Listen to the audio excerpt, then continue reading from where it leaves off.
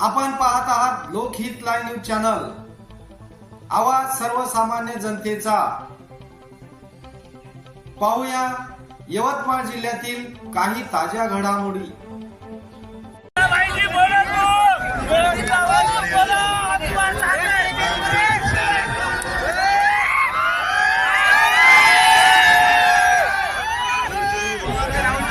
Future अभी आएंगे वैसे आदरणीय बाबूराव जी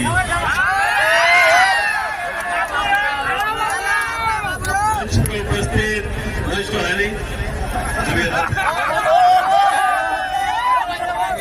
आदरणीय शीतल बापरे जी, आदरणीय आनंद पाटिल जी,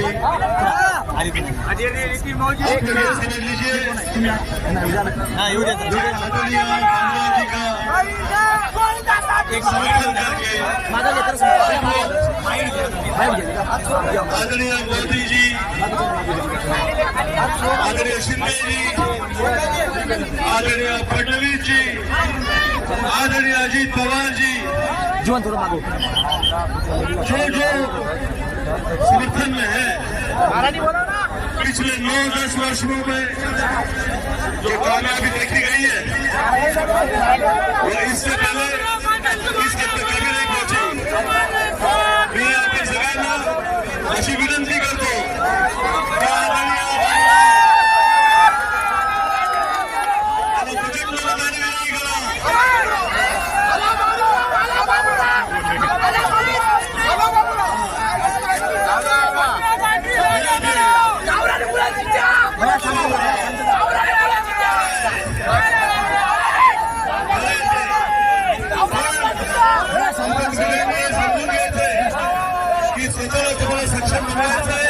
की आणि दिल्लीवर जोडून राष्ट्राला जोडून तुम्हाला अख्खा विश्वासाला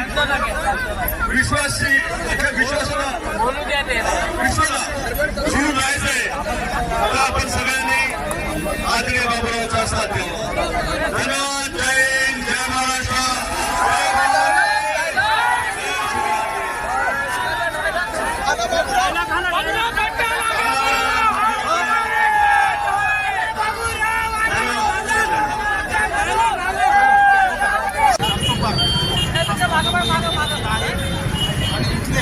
महायुतीचे लोकप्रिय उमेदवार शिवसेनेचे बाबूरावजी कोळीकर हे आता उमरखेड शहरामध्ये या ठिकाणी येत आहेत।